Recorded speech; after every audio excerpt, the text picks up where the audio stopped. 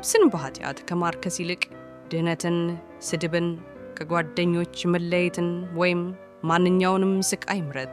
የእያንዳንዱ ክርስቲያን ልብ መሆን ያለበት ከውርደት ወይም እግዚአብሔርን ሕግ ከመተላለፍ በፊት ሞትን መምረጥ ነው።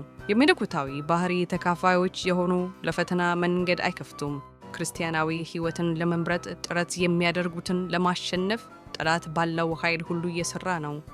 ለማሸነፍ ተስፋ በማድረግ ፈተናዎችን ይዞ ወደ እነርሱ ይመጣል። ስለሆነም ተስፋ ሊያስቆርጣቸው ተስፋ ያደርጋል። ነገር ግን እግሮቻቸውን በዘመናት አለት ላይ አጽምተው ያቆሙ በማታለያዎቹ አይሸነፉም። እግዚአብሔር አባታቸውና ኢየሱስ ረዳታቸው መሆኑን ያስታውሳሉ። ክርስቶስ ወደዚህ ዓለም የመጣው እርሱ እንዳሸነፈ ሁሉ ለእያንዳንዱ ለተፈተነ ነፍስ የማሸነፍ ብርታት ለማምጣት ነበር። የፈተናን ኃይል አውቃለሁ፣ በመንገድ ላይ ያሉትን አደጋዎችንም አውቃለሁ።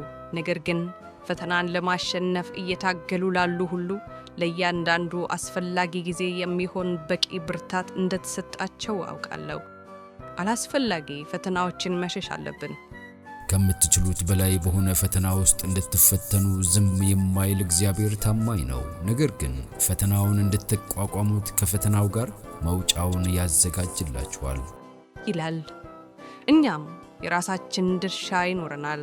ራሳችንን አላስፈላጊ በሆነ ፈተና ውስጥ ማስገባት የለብንም። እግዚአብሔር እንዲህ ይላል፣ ከመካከላቸው ውጡ፣ ተለዩ፣ እርኩስ የሆነውን ነገር አትንኩ፣ እኔም እቀበላችኋለሁ፣ አባትም እሆናችኋለሁ፣ እናንተም ወንድና ሴት ልጆቼ ትሆኑኛላችሁ። ደስታን ለማግኘት ስንል ከዓለማውያን ጋር ኅብረት ከፈጠርን፣ ከዓለማዊ ልምምዶች ጋር ራሳችንን ካስማማን፣ ፍላጎታችንን ከማያምኑ ጋር ካስተባበርንና እግሮቻችንን በፈተናና በኃጢአት መንገድ ላይ ካደረግን እግዚአብሔር ከመውደቅ እንዲጠብቀን እንዴት ተስፋ እናደርጋለን? ራሳችሁን ከሚያረክሱ የዓለም ተጽዕኖዎች አርቁ። የጠላት ኃይሎች በብርቱ ወደ መሸጉበት ስፍራዎች ሳትጠሩ አትሄዱ። ወደምትፈተኑበትና ወደ ስህተት ልትመሩ ወደምትችሉበት ቦታ አትሄዱ። ነገር ግን ለማያምኑ ሰዎች መልእክት ካላችሁና ከእግዚአብሔር ጋር እጅግ የተቀራረባችሁ ሆናችሁ ለእነርሱ በወቅቱ ቃልን መናገር የምትችሉ ከሆናችሁ ያኔ እነርሱን የሚጠቅምና እግዚአብሔርን የሚያስከብር ሥራ መስራት ትችላላችሁ።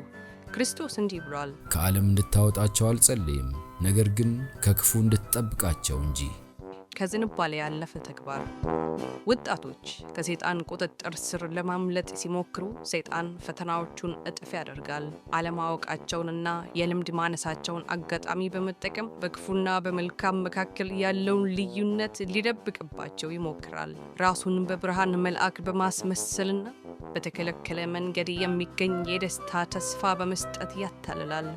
ወጣቶች ከተግባር ይልቅ ዝንባሌን የመከተል ልምድ አዳብረው ከሆነ ፈተናን መቋቋም ይከብዳቸዋል። አንድ ጊዜ እንኳን በተከለከሉ ደስታን የማግኛ ዘዴዎች መሳተፍ ያለውን አደጋ አያዩም። የሰይጣን አስመሳዮች እያንዳንዱን በውስጥ ያሉ ክፋቶችን ወይም የሞራል ብልሽትን ይቀሰቅሳሉ።